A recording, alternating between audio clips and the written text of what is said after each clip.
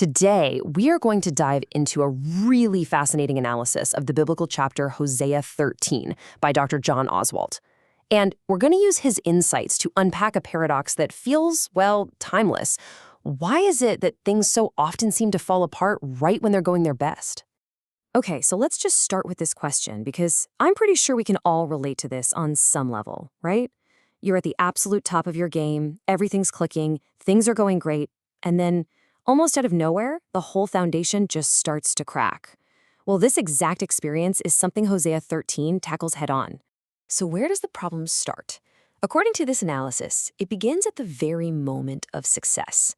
It seems there's this hidden danger baked right into our achievements, a surprisingly clear path that leads from being lifted up to being brought way, way down. I mean, look at this verse. It's such a stark before and after picture.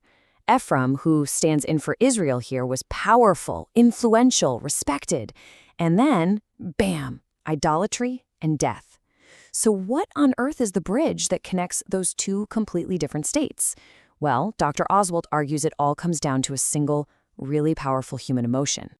And that connection is pride. You know, it's that subtle feeling that creeps in when things are going well. We start thinking, you know what? I'm the one who got this job. I'm the one who built this life. I'm doing just fine on my own, thank you very much. And pretty soon, God just starts to feel, well, unnecessary. Dr. Oswalt tells this incredible story that just illustrates this perfectly. It's about a professor who, he didn't have some dramatic crisis of faith. He just got busy. He went to grad school, he was successful, and his faith just felt inconvenient. So he basically put it in a drawer, like an old t-shirt. But the real tragedy? Years later, when he finally went back to that drawer looking for it, it was empty. There was nothing left. So this feeling of, I don't need God anymore, creates this vacuum in our lives. And what do? We rush to fill that vacuum with substitutes, things that the text calls idols. But we're not just talking about ancient statues here. And this is what's so interesting about Dr. Oswalt's definition. An idol isn't just a physical thing. It's anything that we create, either with our hands or with our intellect, that we then turn around and worship. It's the thing we trust, ultimately, to take care of us and provide for us. And the source gives some really compelling modern examples. It could be a grand political ideology that promises a perfect world. It could be massive wealth, like a mind-boggling sports contract. It could even be our own achievement, our own rationality, the belief that we can think our way out of any jam. And here's a subtle one. It can even be a version of God that we've created in our minds, a God who basically exists just for our benefit. So what happens then? When we place our ultimate trust in these things that we've made, what do we actually get in return? What's the harvest from all this self-reliance? Well, the text uses a series of 4 really powerful poetic images to describe the outcome. After all our work, all our cleverness, all the worship of our own achievements, we find that our lives are full of mist. It looks kind of substantial from a distance, but the second you try to grab it, there's just nothing there. It's beautiful for a moment, but it vanishes as soon as life gets a little heated. Chaff.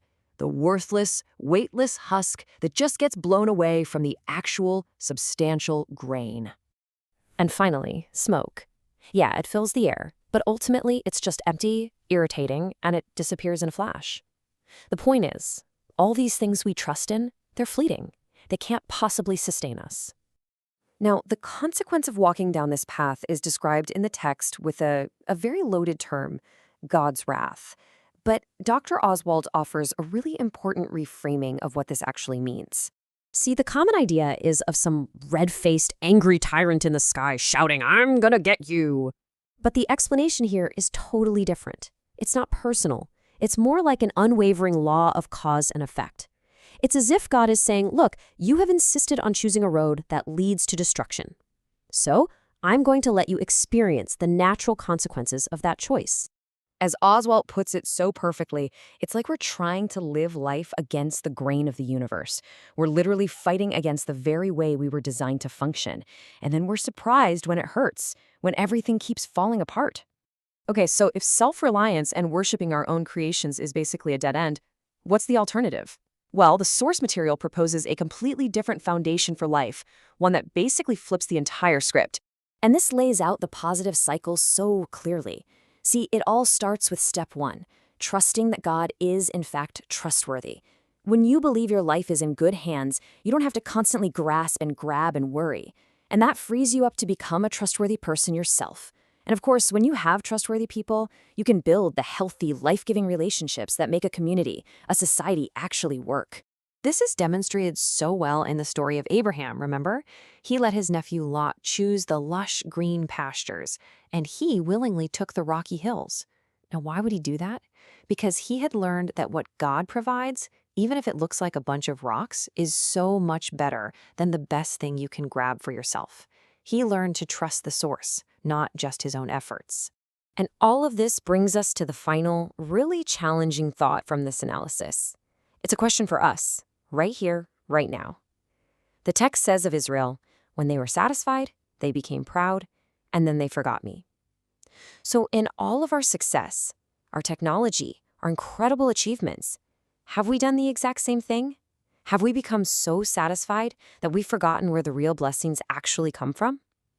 It's definitely a question worth thinking about.